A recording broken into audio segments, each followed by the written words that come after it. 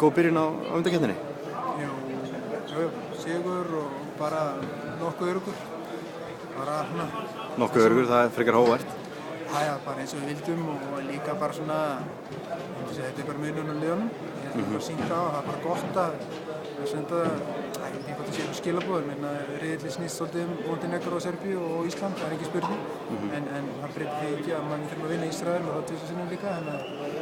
En bara gott að fá þennan leik allan fyrir Montenegro og komast í alvöru leik, þannig að það er alltaf gott. Já, og en þetta var ekki svona auðvelt í fyrri hálfleik, þetta framan af? Nei, það er líka kannski eins og við varum að búast, þeir geta alveg kastað á gripi og þeir hann spila 3-1 verið svona smá afbrigði af því og er alveg þéttir fyrir þar, þannig að þetta tók smá tíma að hristu að sér. Við vorum kannski líka ætlum að græða svo mikið í byrjun, svo bara þegar náðum tökum á okkar leik þá þeir hefði fundið að þeir áttu ekki erindi í þetta og ég bara svona sildi nú svona hægt og örugglega í land. Hvað telur að þið getið kannski lært af þessum leik fyrir leikinu móti þurfur erfiðar aðstæðan helgina?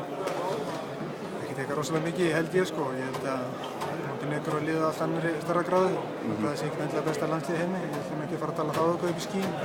En ég held að við bara, þetta er fínt að byrja þetta svona. Ég held að við ítum þessu leik svo bara til hliðar. Ég veit ekki kótsarnir verða að ákveða það, hvort við kíkjum eitthvað á það. En ég held að fókusin á morgun og vídeofundunum og æfingunum verður örugglega bara leikurinn úti á sunnudaginn.